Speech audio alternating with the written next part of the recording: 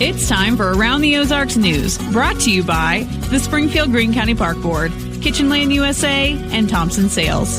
Here are your hosts, Ethan and Sarah Forhetz. Well, hi there. Good morning to you on Monday. Hope you had a fantastic weekend. We dried out a little did. bit. Thanks for asking. Yeah, well, I knew you did. But we dried out a little bit, which was nice. Got to do some yard work yesterday, and here we are on Monday, starting a new week. But it was a rough one last week for a lot of folks. I was going to say new week, but old news. I mean, it's not old news, but it's continuing. Storm cleanup. I can't talk. Good thing I don't do that for a living.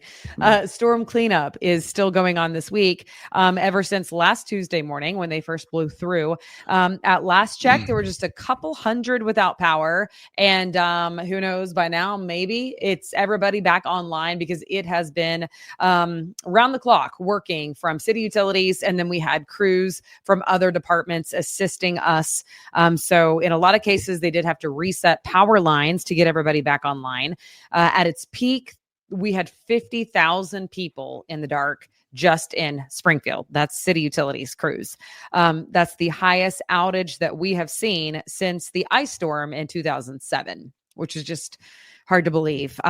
Yesterday, I was up in North Springfield, riding around on my bicycle, which I often do. There were lots of people, honestly, on their bicycles. And it's crazy to see some of the damage this far out because it's been like 6 days, and it's still quite a mess. So all that to say, with all the damage, the Springfield Greene County Office of Emergency Management is asking for volunteers in several different areas. First off, they need help answering phones. So if you can work inside, give them a call and let them know that you would be willing to work at the OEM to answer phone calls. The number to call, if you can volunteer your time, is 872-6720. 872-6720, or look it up, the Office of Emergency Management, if you didn't get the number written down. Also, you can actually help with storm cleanup. That would also be useful. Volunteers can check in at Macedonia Baptist Church on West Sunshine in Springfield anytime between 8 and 4. They ask if you are going to come. First of all, you do have to be 18 or older, so adults only. You bring your own tools, rakes, chainsaws, pole saws. Again, you must be 18. You must have a valid Missouri driver's license, as well as wearing long sleeves, long pants, closed-toed shoes, and work gloves. But it's a great way, neighbor helping neighbor.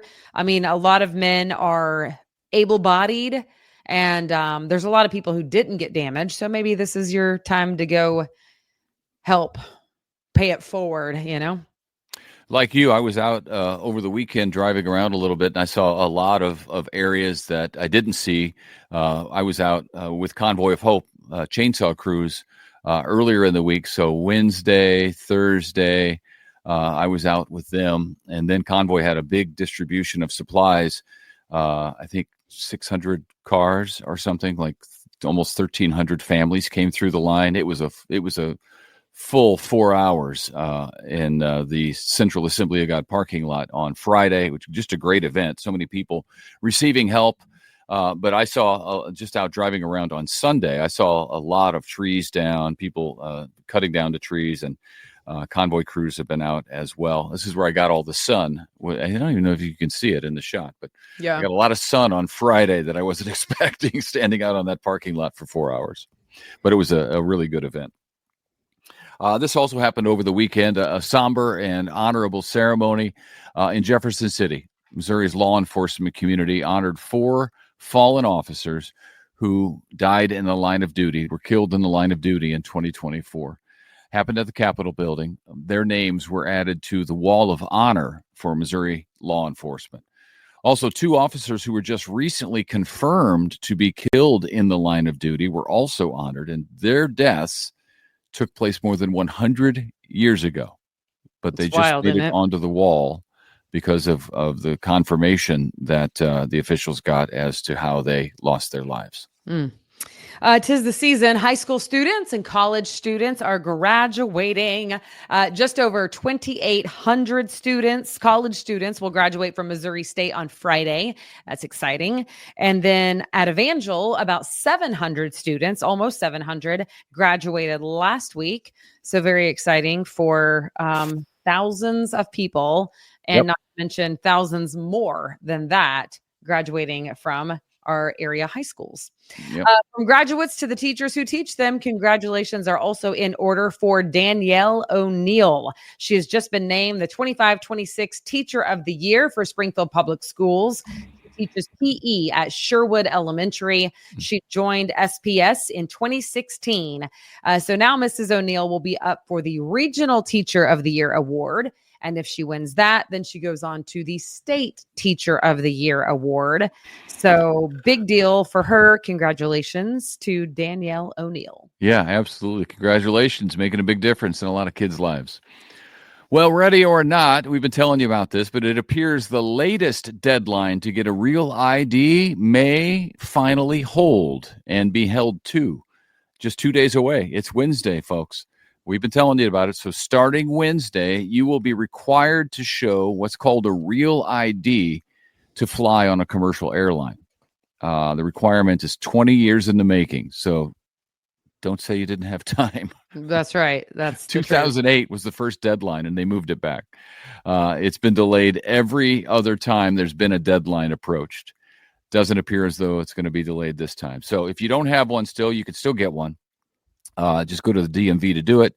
And if you don't have one, you can still fly. You just have to show a passport to fly until you can get your real ID. And you want to check ahead of time if you're going over to the DMV to get one, because you'll have to take more paperwork and show more proof that you are who you say you are, because this thing is a little more involved and more trustworthy, I think is how they look at it. Yeah, I think so. And I think it's going to stick this time. So, yeah, looks like it. Springfield has a new park. It is temporary. Well, this is interesting. Stay tuned for this. This is called a pop-up park. It's located in a parking lot on Primrose between Cox Hospital and Kickapoo High School. Right. The idea is from the group Better Block SGF, like Better Block Springfield. It's a nonprofit that works to turn unutilized space into gathering places. The park will be there for the next 2 weeks. I like the idea. It is a neat idea. It'll be interesting to see whether people have enough time to figure out that's where it is and go to utilize it. But I know I already saw that some Cox Health employees were walking over there to kind of hang out there. They had food trucks there the other day. So it's neat. It reminds me a little bit of whenever the library system moved the neighborhood library. So you will see these boxes that it looks like a mailbox, but it has books in it. You know what I'm talking about? Yeah. And that took off. I mean, they still have those. I still see those, and yeah, I like it. Okay. Well, we'll see what happens. Okay. The Missouri State football team just got a transfer from Kansas State. Jordan Dunbar, a cornerback, played this past season at K-State and played at Rice before that. Now he's a Bear, and he will have just 1 year of eligibility left to play for the Bears. So we're rooting him on and hoping it's a really, really good one. Yeah, that's a big move from K-State football to Missouri State. It is a big move. Yeah. Sure. Good for us. And then there's this. I don't know if you saw this, but this is exciting. Big Cedar Lodge just had a big announcement from the popular Barstool Sports. Founder Dave Portnoy is setting up a golf tournament at Big Cedar. It's called the Internet Invitational, and it's really unlike any golf tournament that you've probably ever seen before. It's going to feature avid golfers and big-name celebrities from different walks of life who will love and play golf. They will be invited to play for $1 million prize. So I was listening to him talk about it. Yeah. What's cool and unique about it is that these aren't professional golfers necessarily. These are people who are good at golf, like golf. They're not used to the pressure of a tournament like this, where there's television cameras and things like that going on. So there could be some hijinks. I don't know. It's going to be fun. He was excited about it. It's contagious. Portnoy called Big Cedar one of the greatest golf destinations in the world. And of course, voters of USA Today. I was going to say, and so did the readers of USA Today. That's right. They voted it number one. So that's very cool. It didn't say exactly which golf course at Big Cedar because there are several to choose from. But stay tuned for that, and we'll see what happens with that golf tournament. I like the idea. Yeah, it's awesome. All right, everybody. If you want to play in a contest for Mother's Day, because it is this upcoming weekend, go to aroundtheozarks.com, click on the word contest, and you will see a contest there right now. And it will be quite a nice gift for your mother. It is from the Flower Merchant and Civil Kitchen. So one lucky winner is going to be spoiled by the Civil Kitchen for dinner and the Flower Merchant with some very nice flower arrangements. So check it out. Yeah, it's worth entering not only for your mother, but for your wife, for your daughter, for any woman in your life who you could celebrate as a mother. So that's cool. That's a good point. I guess people do have daughters who are mothers. I was sitting here thinking, that seems unfair. But then again, I don't have a daughter who's a mom. So sorry. That was limited thinking on my part. And hey, listen, a dude could win if they wanted to. Yeah. I don't know. I don't know how it works. I don't know what the rules are. I think step one, you need to be a mom. I'm pretty sure that's probably a rule. I don't know. If it's not, it should be. Well, it's called Mother's Day. Okay.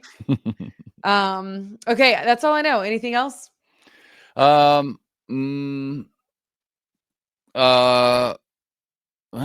I don't think Big so. I was out. Well, see you later. I was out in the yard working this weekend. It was fun. But I did get sunburned on my face. That's a strong word. I enjoyed it. I like being outside in nice weather. That's what I enjoy.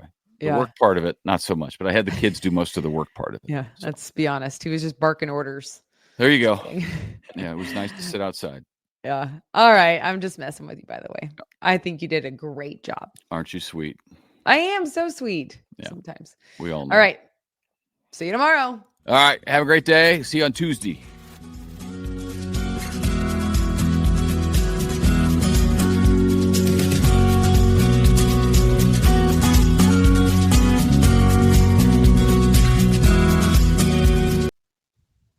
It's time for Around the Ozarks Wake Up Weather, sponsored by John's Heating and Air, Command Family Medicine, and Taylor Grubaugh Chevrolet. Here's your host, meteorologist Abby Dyer.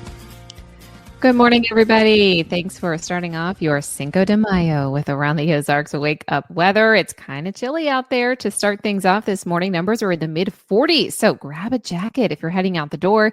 Kids definitely need a long sleeve shirt or a jacket if you are heading to the bus stop today. It's one of those days, though, that layers are key because by this afternoon, it may be near 70 degrees and we have sunshine to enjoy this afternoon as well.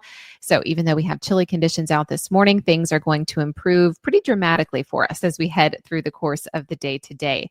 I do have winds today, wind chill values as low as 42 degrees this morning with a northwest breeze. It's not strong, only 5 to 10 miles an hour today, but it may add to the chill in the air, especially early on.